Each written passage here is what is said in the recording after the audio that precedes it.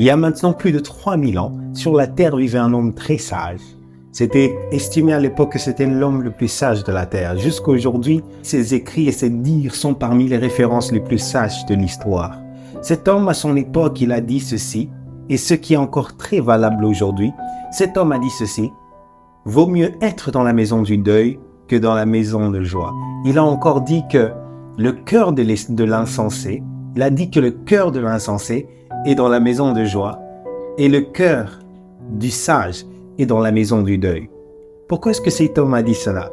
Parce que dans un deuil, il y a un sermon, il y a un message que seul un cadavre peut donner. Il y a un message que seule une personne morte peut faire passer. Mandela est mort, Nelson Mandela est mort. Son corps mort a parlé, mais il y a presque personne qui a entendu. Très peu sont ceux qui ont entendu et compris le message de son cadavre. Ce garçon qu'on appelle XXXTentacion, il est mort. Son message a parlé, son cadavre a parlé. Les gens ont continué à écouter sa musique sans entendre le message le plus important que son corps a donné. Michael Jackson est mort et son cadavre a parlé et personne n'a entendu.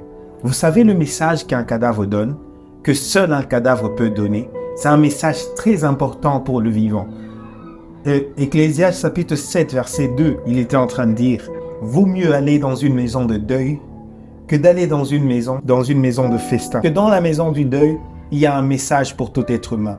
Il y a un message pour tout vivant. Et ce message, il est donné par toute personne qui meurt. Ce message est donné par tout cadavre. Laisse-moi te donner 7 choses que tu dois entendre.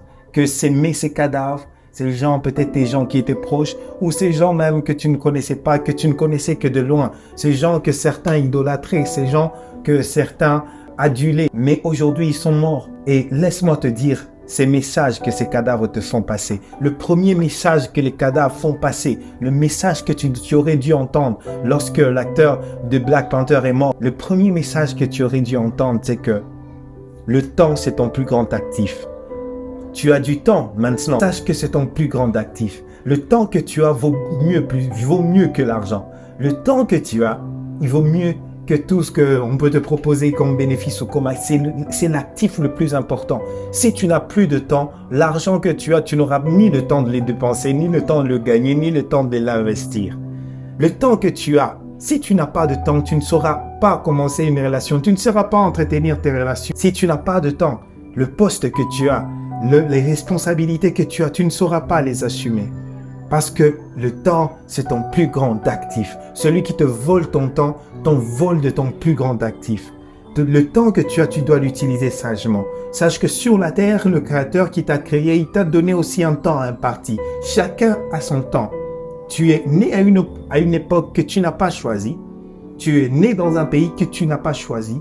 Mais sache que celui qui a choisi et qui t'a donné tout long, qui a créé tout ce colis, tout cet emballage, qui a créé tout ce qu'il t'a donné et qu'il te les a livrés comme une responsabilité, il a aussi imparti un temps pour que tu puisses vivre et assumer, accomplir certaines choses. Ton temps doit être utilisé sagement. Tu es un gestionnaire de tes ressources. Sois aussi un bon gestionnaire de ton temps. Le grand problème est que ces temps-ci, tu vois qu'il y a des gens dont leur temps est consommé par les réseaux sociaux, leur temps est consommé par les critiques, leur temps est consommé par beaucoup de choses futiles qui ne profitent pas, qui ne sont pas productifs, pour eux et pour leur destinée et pour leur entourage.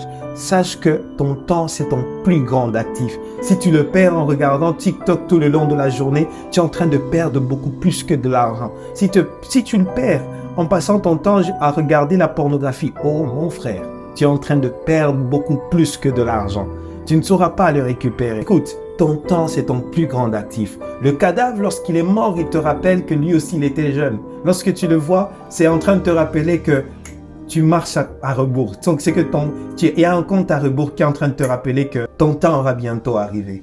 Cet homme, lui aussi, il avait peut-être des ressources. Nous connaissons, regarde un peu comme Michael Jackson. Il avait la popularité, il avait le succès. Le docteur Miles Monroe, c'était un homme qui était intelligent. Il avait beaucoup plus de 5 diplômes, si je ne me trompe. Il avait beaucoup plus de diplômes que peut-être certains en auront dans le cours de leur vie. Et cet homme, c'était un homme de Dieu, un prédicateur. Ça rappelle même que si on est chrétien, notre vie aussi, un jour, le temps me sera redemandé. Et il faut que tu utilises sagement ces ressources. Comment est-ce que tu dois utiliser sagement ton temps? Écoute un peu. Investis ton temps dans des choses qui sont productives, premièrement pour ta destinée. Ne va pas suivre des séries tout le temps de romantisme, pendant que ton appel à toi, c'est d'être un grand architecte. Ne va pas perdre ton temps à regarder des magazines, lire des magazines. Tu lis, oui, la lecture c'est bon, mais tu vas lire des magazines de mode. Et toi, tu es appelé à être un ingénieur. Tu es appelé à bâtir des ponts. Ou tu es appelé à être un très grand écrivain. Tu dois écrire des livres qui doivent inspirer toute la terre. Mais ton temps à toi, c'est d'aller jouer au ping-pong. Tu vas jouer au ping-pong, c'est pas mal. Mais il y a de ceux qui passent leur temps dans des salles de jeux, investir dans des casinos, jouer dans des casinos, pas même investir. Ils vont jouer dans des casinos, parier leur argent sur, je sais pas, bête ceci, bête cela.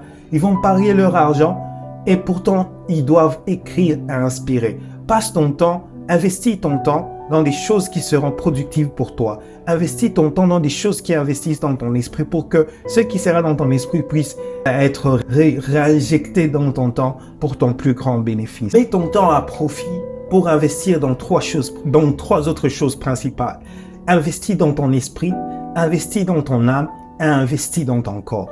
Ton temps doit être utilisé pour investir dans ton esprit. Si ton esprit n'est pas sain, ton âme et ton corps seront influencés par un esprit qui est mort. Utilise ton temps pour Dieu. Mets ton temps, exerce ton esprit à la prière. Investis dans des moments de qualité dans la prière.